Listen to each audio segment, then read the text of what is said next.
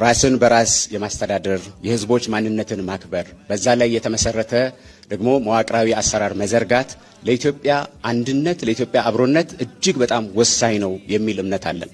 በተለይ የህዝብ እንደ ህዝብ ማንነቱን ማክበር፣ ቋንቋውን ማክበር፣ ባህሉን ማክበር እኔ እንደ ህዝብ መገለጫ አለኝ እንደዛ እንድታወቅ እፈልጋለሁ ራሴንም በራሴ ማስተዳደር እፈልጋለሁ የሚለው ጥያቄ ከ1960ዎቹ ጀምሮ እጅግ በጣም መሰረታዊ የሆነ የህዝብ የትግል አጀንዳ ሆኖ ለሀገራዊ አንድነታችንም ለግዛት አንድነታችንም በጣም ፈተና የነበረ ጉዳይን ወደ ጎን ትተን ሳንመልስ ይሄን ጉዳይ በአግባቡ ኢትዮጵያዊ አንድነትን በማይጎዳ መንገድ የህዝቦች ማንነትንና ኢትዮጵያዊ አንድነትን ሚዛን አስጠብቀን ካልመለስን የኢትዮጵያን አንድነት አደጋ ላይ እንጥላለን የሚል እምነት አለን።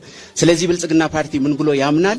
የጋራ ማንነት ኢትዮጵያዊ ማንነት ከህዝቦች ማንነት ጋር ሚዛን ጠብቆ ማስኬድ ይቻላል። የግል መብትና የሀገራዊ አንድነት አይጋጭም። የቡድን መብትና የግል መብት አይጋጭም። ሚዛኑን አስጠብቆ ማስኬድ ይቻላል። ስለዚህ ህዝቦች ራሳቸውን በራሳቸው እያስተዳደሩ ለኢትዮጵያ አንድነትም ምሰሶ መሆን ይችላሉ። ለዚህ ደግሞ አወቃቀሩ ብቻ ሳይሆን የጋራ አብሮነት ትርክት መገንባት ያስፈልጋል።